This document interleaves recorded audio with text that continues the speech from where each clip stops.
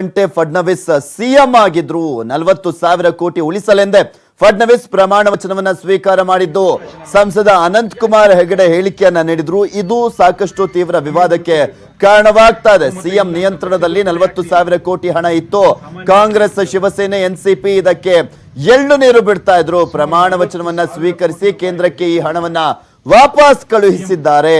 ಒಂದು ನಾಟಕವಾದ್ರೂ ಪರವಾಗಿಲ್ಲ ಅಂತ ಫಡ್ನವೀಸ್ ಅವರು ಸಿಎಂ ಆಗಿದ್ರು. ಸಿಎಂ ಆಗಿ 15 ಗಂಟೆಯೊಳಗೆ ಆ ಹಣವನ್ನ ರಕ್ಷಣೆಯ ಕೆಲಸವನ್ನ ಮಾಡಿದ್ದಾರೆ ಅಂತ ವಿವಾದಾತ್ಮಕ ಹೇಳಿಕೆಯನ್ನ ಕೊಟ್ಟಿದ್ದಾರೆ. ದೇವೇಂದ್ರ ಫಡ್ನವೀಸ್ ಅವರು ಸಿಎಂ ಆದಂತ ವಿಚಾರಕ್ಕೆ ಸಂಬಂಧಪಟ್ಟಂತೆ ಯಲ್ಲಾಪುರದಲ್ಲಿ ಪ್ರಚಾರದ ವೇಳೆ ಸಂಸದ ಅನಂತ್ ಕುಮಾರ್ ಹೆಗಡೆ ಅವರು ಈ ಹೇಳಿಕೆಯನ್ನ ಕೊಟ್ಟಿರುವಂತದ್ದು.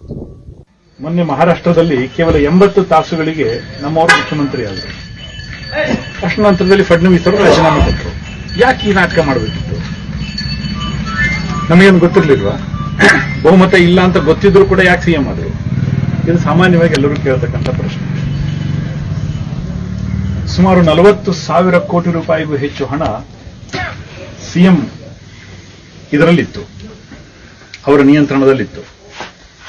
ಇವರು ಕಾಂಗ್ರೆಸ್ನವರು ಮತ್ತು ಎನ್ಸಿಪಿಯವರು, ಶಿವಸೇನಾದವರು ಬಂದ್ರೆ ಖಂಡಿತವಾಗಿ ಆ 40,000 ಕೋಟಿ ರೂಪಾಯಿ ಹಣಕ್ಕೂ ಕೂಡ ತುಳಸಿ ನೀರು ಬಿಡ್ತಿದ್ರು.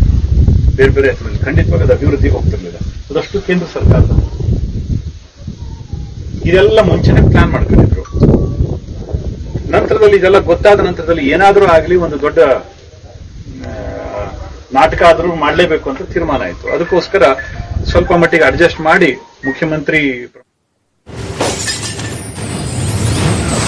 ಇನ್ನು ಅನಂತ್ ಕುಮಾರ್ ಹೆಗಡೆ ಹೇಳಿಕೆ ಸುಳ್ಳು ಅಂತ ಅವರ ಹೇಳಿಕೆಯನ್ನ ತಳ್ಳಿ ಹಾಕಿದ್ದಾರೆ ಫಡ್ನವೀಸ್ ಅವರು. ಮಾಜಿ ಮುಖ್ಯಮಂತ್ರಿ ಮಹಾರಾಷ್ಟ್ರದ್ದು ರೈತರ ಅನುದಾನ ಬಿಟ್ಟು ಬೇರೇನೂ ಆದೇಶ ಆಗಿಲ್ಲ ಅಂತ ಫಡ್ನವೀಸ್ ಅವರು ಸ್ಪಷ್ಟನೆಯನ್ನ ನೀಡಿದ್ದಾರೆ. 5,380 ಕೋಟಿ ರೂಪಾಯಿ ರೈತರ ಯೋಜನೆ, ಬರಪೀಡಿತ ರೈತರಿಗಾಗಿ ಸರ್ಕಾರದ ಅನುದಾನವನ್ನ ಕೊಡಲಾಗಿದೆ. ಈ ಯೋಜನೆ ಬಿಟ್ಟು ಬೇರೇನೂ ಆದೇಶ ಆಗಿಲ್ಲ ಅಂತ ದೇವೇಂದ್ರ ಫಡ್ನವೀಸ್ ಅವರು ಹೇಳಿಕೆಯನ್ನ ಕೊಟ್ಟಿದ್ದಾರೆ. ಒಟ್ನಲ್ಲಿ ಅನಂತ್ ಕುಮಾರ್ ಹೆಗಡೆ ಹೇಳಿಕೆಯನ್ನ ತಳ್ಳಿ ಹಾಕಿ ಅವರು ಹೇಳಿಕೆ ಸುಳ್ಳು ಅಂತ ಸ್ಪಷ್ಟನೆಯನ್ನ ನೀಡಿದ್ದಾರೆ. सांसद अनंत हेगड़े जी ने क्या कहा है ये मैंने सुना नहीं है, किंतु मीडिया के माध्यम से जो बातें सामने आ रही है कि महाराष्ट्र की सरकार ने 40,000 करोड़ या जो भी कुछ अमाउंट कहा गया हो ये केंद्र सरकार को वापस किया, पूरे तरीके से गलत है. मैं इसको सिरे से नकारता हूं. ऐसी कोई भी घटना घटी नहीं है. मूल रूप से जो बुलेट ट्रेन है वो एक केंद्र सरकार की कंपनी के तहत तैयार हो रही है, जिसमें महाराष्ट्र सरकार का काम ये केवल लैंड एक्विजिशन का है और इसलिए महाराष्ट्र सरकार को पैसे देने का कोई सवाल ही नहीं उठता.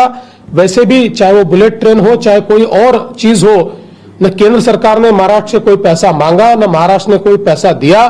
और इसलिए बिल्कुल गलत इस प्रकार का यह बयान है या बिल्कुल गलत इस प्रकार की खबर है. ಇನ್ನು ಅನಂತ್ ಕುಮಾರ್ ಹೆಗಡೆ ಅವರು ಮಾಡುವಂತ ಕೆಲಸದ ಬಗ್ಗೆ ಹೇಳಿದ್ದಾರೆ. ಹಣ ಹೊಡೆಯುವುದು ಕಾಂಗ್ರೆಸ್ನ ಸಂಸ್ಕೃತಿ ಅಲ್ಲ, ದುಡ್ಡು ಹೊಡೆಯೋದು ಬಿಜೆಪಿಯ ಸಂಸ್ಕೃತಿ ಅಂತ ರಾಜ್ಯ ಕಾಂಗ್ರೆಸ್ನ ಉಸ್ತುವಾರಿ ಕೆಸಿ ವೇಣುಗೋಪಾಲ್ ಅವರು ಕೂಡ ಇದಕ್ಕೆ ಪ್ರತಿಕ್ರಿಯೆಯನ್ನು ಕೊಟ್ಟಿದ್ದಾರೆ.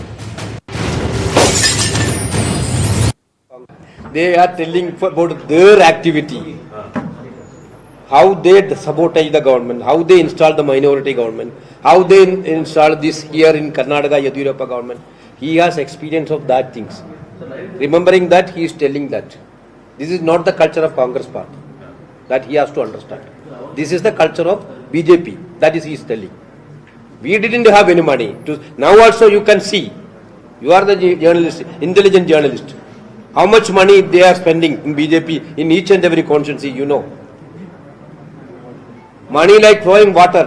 For farmers' distress, they didn't have money. But now elections, they have the money. Where is the money come? For giving MLA 25 crores, 30 crores, they have money. For giving farmers something, they haven't any money. ಇನ್ನು ಅನಂತ್ ಕುಮಾರ್ ಹೆಗಡೆ ಹೇಳಿಕೆ ನಿಜವಾದ್ರೆ ದೇಶದಾದ್ಯಂತ ಬೆಂಕಿ ಬೀಳುತ್ತೆ.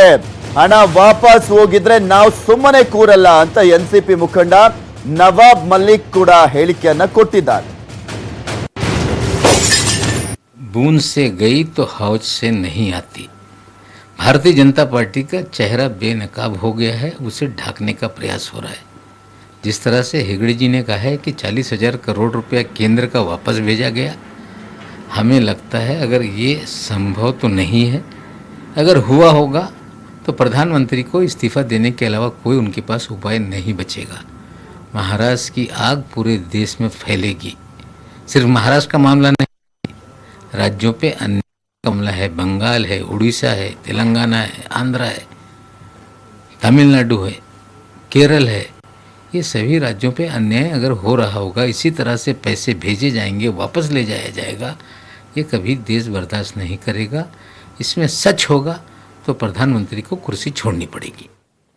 ಮತ್ತಷ್ಟು updates ಅನ್ನ ನೀಡ್ತೀನಿ, ಆದ್ರೆ ಅದು